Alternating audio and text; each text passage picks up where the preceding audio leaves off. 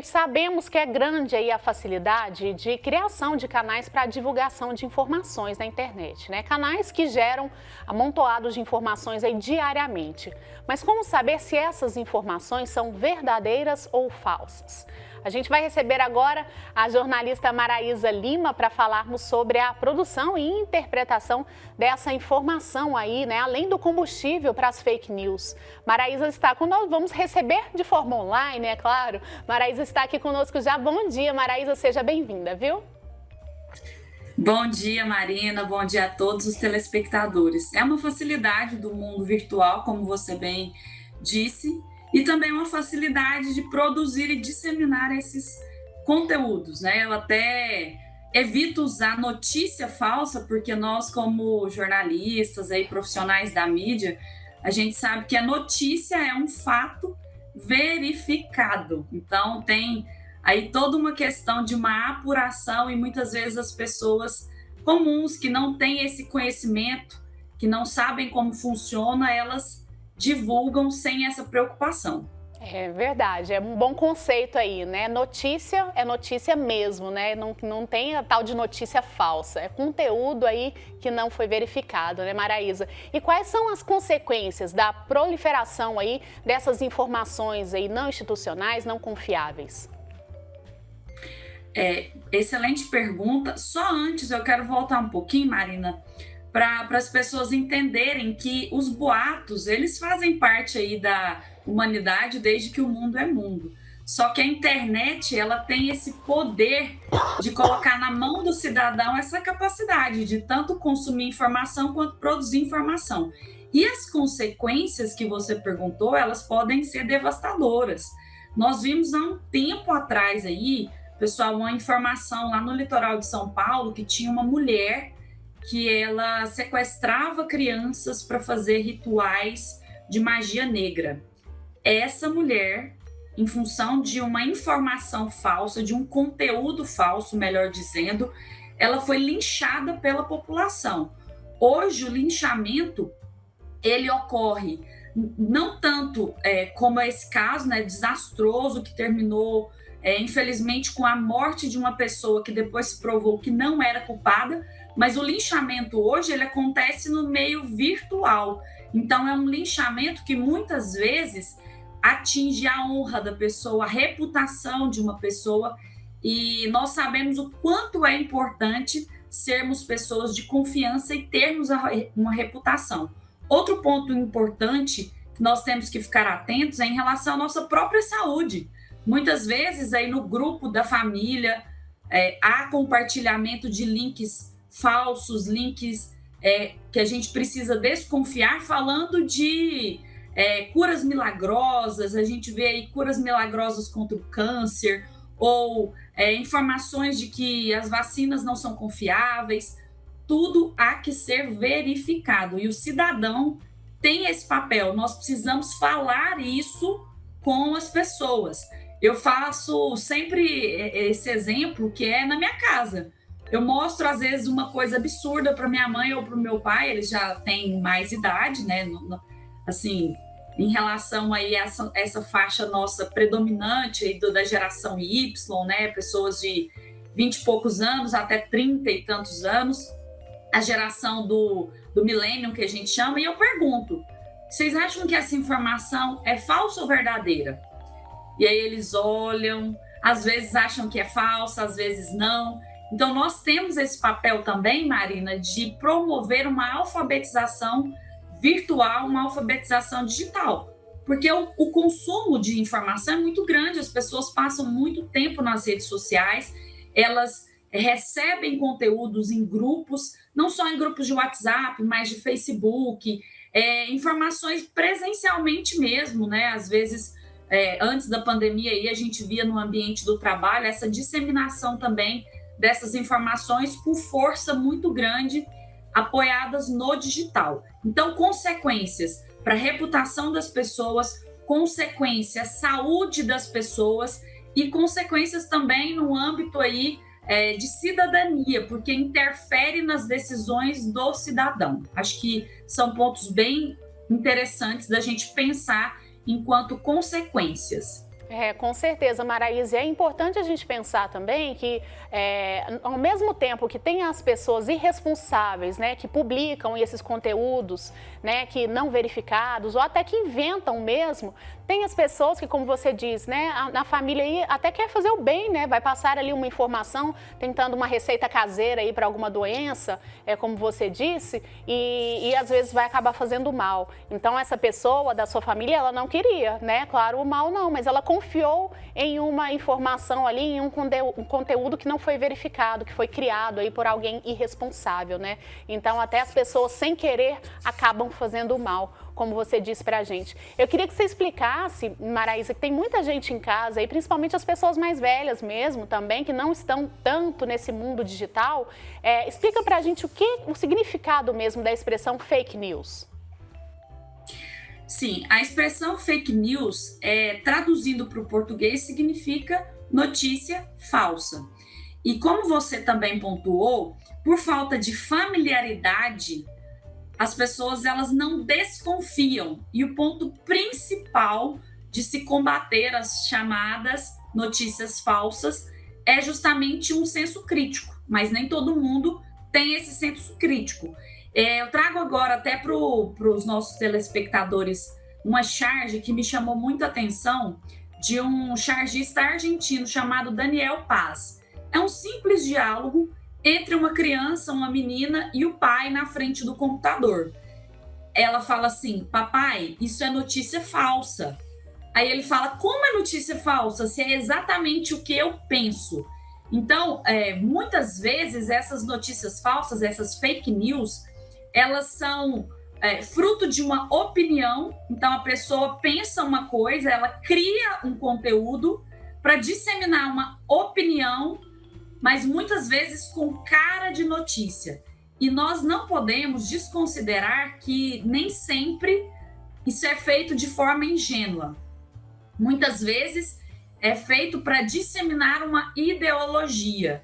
Então, nós precisamos aí começar pelas crianças, e as crianças já têm muito senso crítico, né? Porque elas têm acesso aí na escola a esses conteúdos que ajudam a evitar essa disseminação. Nós precisamos muito falar sobre esse assunto, desde as crianças, também com os adultos e com os idosos, porque muitas vezes eles são vítimas de golpes, vítimas fáceis por realmente não conhecer como é que funciona.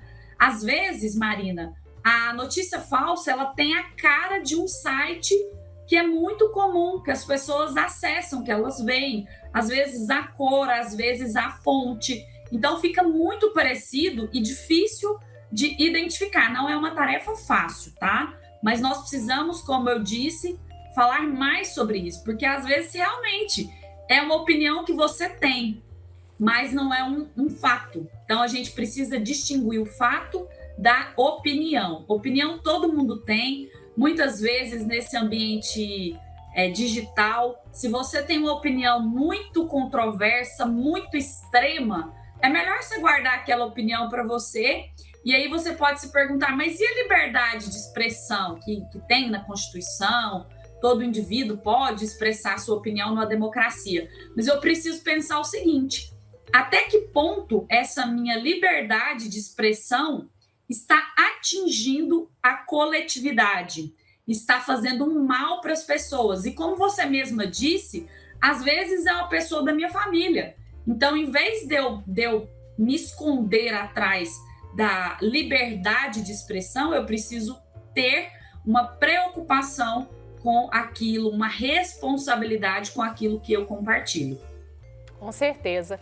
E por que esse conteúdo aí, esses conteúdos, né, eles surgem com com grande intensidade aí nas redes sociais, e por que eles se espalham rapidamente aí em grande quantidade também? Muitas vezes são conteúdos sensacionalistas. Nós vimos aí no caso das vacinas, por exemplo, foi disseminado que seria implantado um chip nas pessoas que tomassem vacina, que algumas delas poderiam se tornar répteis, né? Foram memes famosos. O que é o meme? Meme é aquela ou vídeo, ou imagem, ou até uma frase que prega na cabeça das pessoas, né? Esse meme, essa reprodução aí massiva.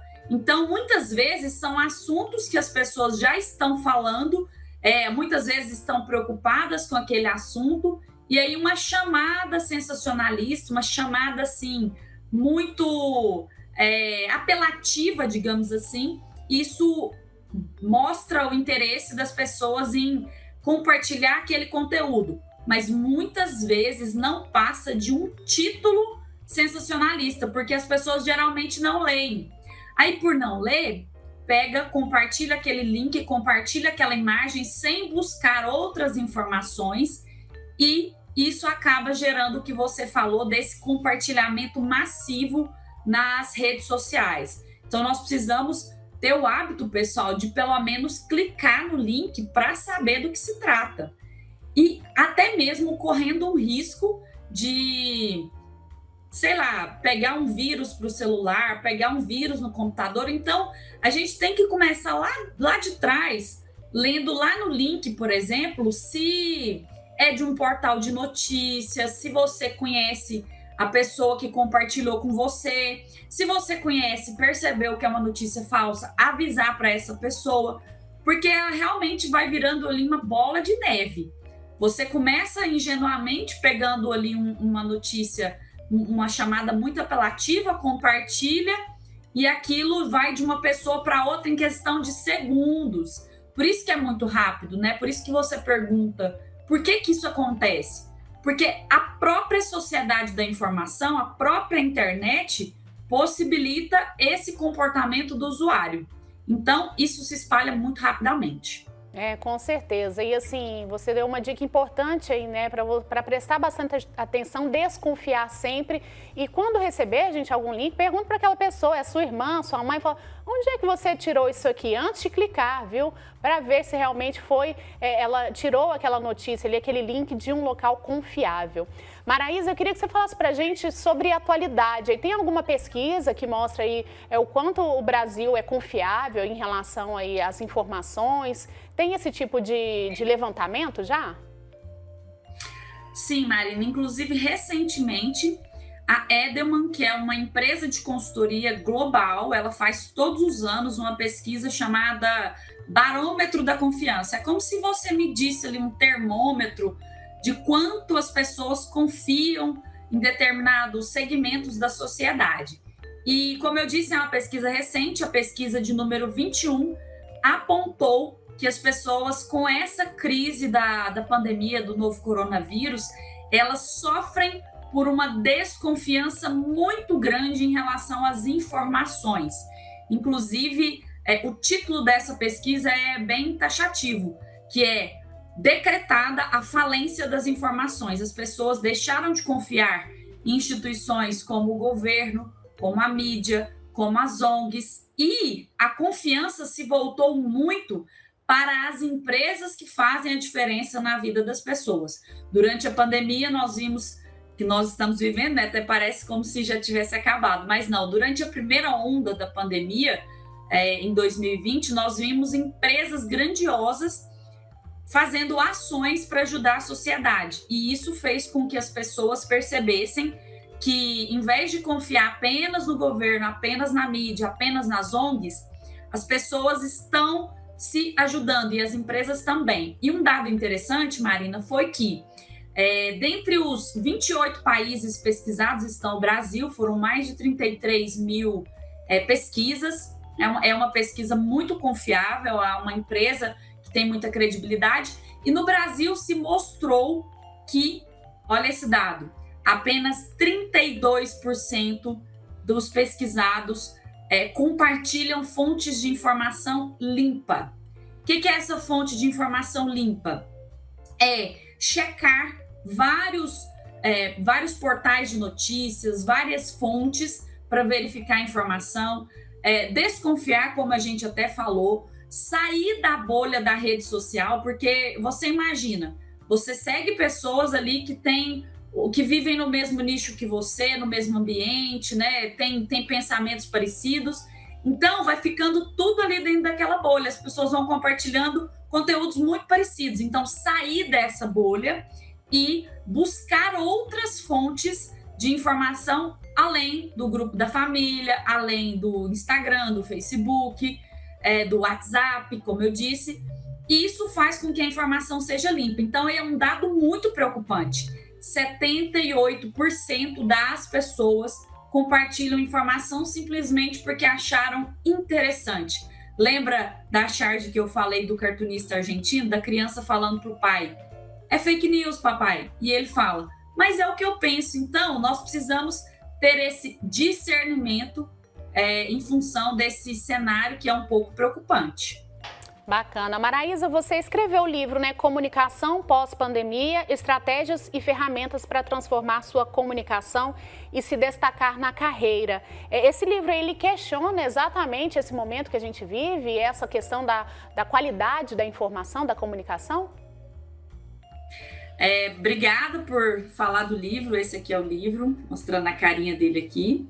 E sim, nós falamos muito em relação ao profissional que atua no mercado. É um livro voltado para o profissional que se comunica. Muitas vezes ele é um empreendedor, muitas vezes ele está dentro da empresa, e tem alguns pilares que nós vamos ter que trabalhar muito nesse pós-pandemia, nesse horizonte aí que a gente ainda não sabe quanto tempo vai durar, então em quanto tempo nós vamos entrar nele. Mas já está muito claro que nós precisamos trabalhar a confiança. O profissional, ele precisa ter essa imagem de ser e parecer confiável. Como é que eu faço isso? Vocês podem se perguntar. Primeiro, pessoal, é algo elementar, óbvio, base mesmo, que a gente muitas vezes aprende em casa, que é o caráter. Então, se você sabe, por exemplo, que está compartilhando notícia falsa dentro do nosso tema aqui, fake news, não é indicado que você, como profissional, dissemine informações falsas, notícias falsas que prejudicam outras pessoas. Reforçar o seu caráter positivo, reforçar sua base ética, sua base moral, né? Os preceitos aí cristãos muitas vezes nos indicam o que fazer, o caminho certo a seguir. Então, primeiro, a base da confiança é o caráter e depois as competências, ou seja, você é um profissional que está preparado para atuar naquela área em que você atua, você investe em informações, você obtém resultados, as pessoas confiam em indicar o seu trabalho. Então, nós precisamos fortalecer a nossa marca pessoal. Então, a gente trata muito disso no livro. Ter um posicionamento de confiança, fala-se muito também em propósito, de que forma aquilo que você sabe fazer contribui com a sociedade, com as pessoas. Seja, por exemplo, você tendo um hobby que é cozinhar e você descobre aí durante a pandemia que você pode abrir um negócio para alimentar bem as pessoas, para levar comida gostosa para as pessoas. Isso é um propósito de vida, algo que você sempre gostou de fazer e que você pode ganhar dinheiro com isso, ajudando a sociedade. Então, nós somos muitas vezes instrumento para ajudar o outro. E no livro eu falo muito disso. Posicionamento, reputação, propósito, de sermos profissionais de confiança e que gerem uma credibilidade. Porque, Marina, muitas vezes o profissional, ele sim é um profissional que tem caráter, que tem competência, mas ele não consegue comunicar isso e gerar uma credibilidade. Então, nosso desafio nesse cenário pós-pandêmico é justamente ir na contramão dessas notícias falsas. Primeiro, não compartilhar, depois duvidar e depois também passar a buscar mais informações de como você pode ser uma fonte de informação confiável. Porque, como a gente falou no início da entrevista, as pessoas têm o poder agora, assim como antes só a mídia tradicional tinha, de criar um conteúdo do zero, de compartilhar um conteúdo de alguma outra fonte. Então, o poder da informação, ele está na mão das pessoas também. Bacana. E essa influência, ela gera uma responsabilidade. Com certeza. Ficam as dicas aí então, né, Maraísa? Você aproveitou e já falou pra gente como a gente evitar aí, né, disseminar esses conteúdos. Quero te agradecer, viu? Infelizmente nosso tempo já acabou, mas é um assunto aí muito importante. Eu tenho certeza que o pessoal de casa gostou, ficou alerta aí realmente para não sermos responsáveis por essas notícias, né, por esses conteúdos aí equivocados. Então, muito obrigada, viu, Maraísa? Eu já fiquei curiosa para ler seu livro. Obrigada mesmo. Será uma honra tê-la como leitora. Pessoal, se cuidem e evitem as fake news. Evitem não, cortem, se possível, as fake news. Tá bom, muito obrigada. Um grande abraço para você, Maraísa.